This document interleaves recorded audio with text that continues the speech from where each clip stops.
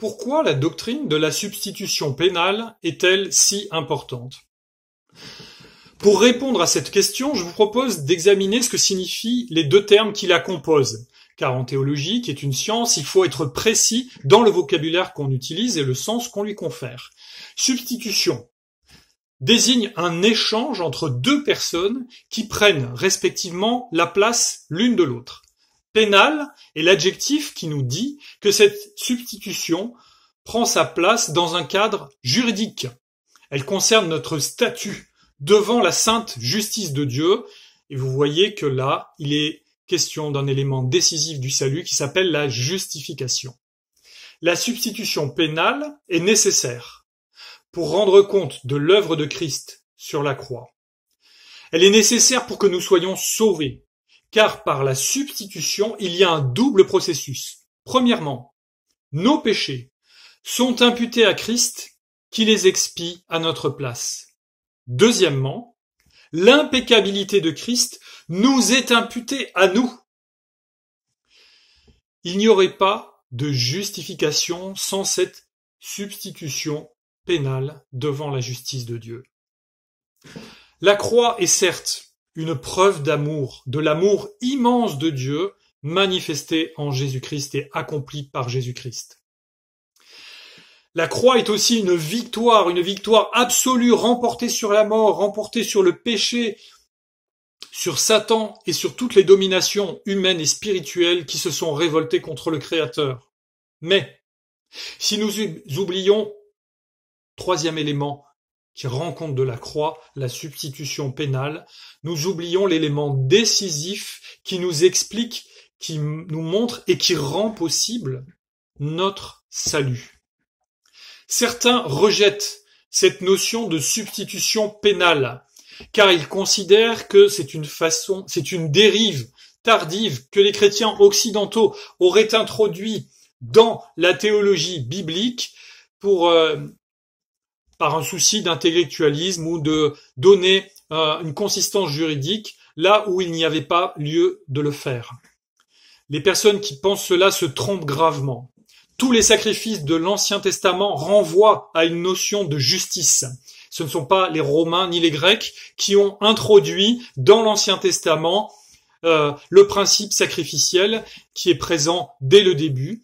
Dès qu'Adam et Ève sont vêtus par Dieu, il y a un sacrifice qui est fait et un innocent qui paye pour des coupables afin que le résultat de leur péché soit caché. Et on sait que tous ces sacrifices pointent en direction de la croix pour nous aider à l'expliquer et aussi pour l'annoncer de façon prophétique. Ésaïe 53:5, à une époque où Rome n'est pas encore sortie de ses propres murs et où c'est un petit bled qui est sous l'influence des Étrusques, donc on ne peut pas accuser les Romains d'avoir pollué le texte biblique par leurs notions juridiques à cette époque-là. Eh bien voilà ce que dit Ésaïe. Il était blessé à cause de nos transgressions, brisé à cause de nos fautes. La punition qui nous donne la paix est tombée sur lui. Et c'est par ces blessures que nous sommes guéris. Vous voyez bien que là, il y a clairement ce processus de substitution pénale où un châtiment que nous méritions est tombé sur un autre et cet autre, eh bien, c'est le serviteur souffrant, c'est le Messie promis qu'attendait Israël et dont les évangiles nous racontent la venue dans la personne de Jésus-Christ. D'autres rejettent cette notion de substitution pénale parce qu'elle ferait du Père céleste un méchant, je mets des guillemets, car c'est tellement blasphématoire que je crains de prononcer cette phrase, mais certains nous accusent d'attribuer à Dieu ces sentiments-là, un père qui maltraiterait son fils d'une façon violente, inutile. Mais c'est mal comprendre la présence et le rôle du Père à la croix. Je vous invite à méditer pour vous-même, chez vous, Genèse 22 et le récit où Dieu demande à Abraham d'offrir Isaac, son fils, en sacrifice. Quelle est la place qui vous semble la plus difficile à tenir? Celle d'Isaac ou celle d'Abraham? Alors, nous voyons bien que le Père est à l'œuvre aussi, à la croix, et que ce n'est pas le Fils seul qui est à l'œuvre, mais le Père, le Fils et le Saint-Esprit qui va nous appliquer le résultat de cet amour immense et en même temps de cette substitution pénale, car elle est si importante. C'est le moyen décrété par Dieu pour satisfaire pleinement sa justice et sa sainteté, en rétribuant notre péché par le châtiment que nous méritons.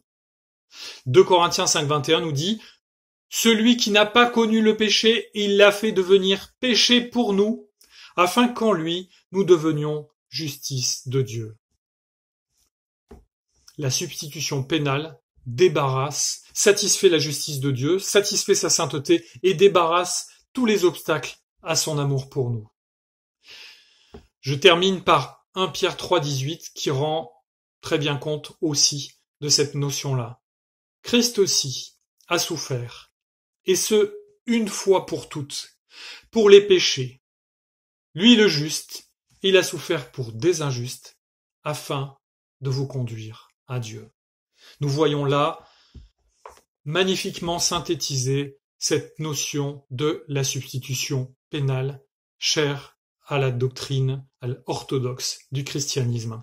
J'aimerais, pour conclure, vous présenter ce livre, De la croix à l'évangile de la croix, qui est un livre de Paul Wells, si vous voulez approfondir et mieux comprendre cette notion et en découvrir toutes les subtilités de façon accessible, quoique assez fouillée, je vous invite à vous procurer ce livre et à le lire, vous en serez grandement enrichis.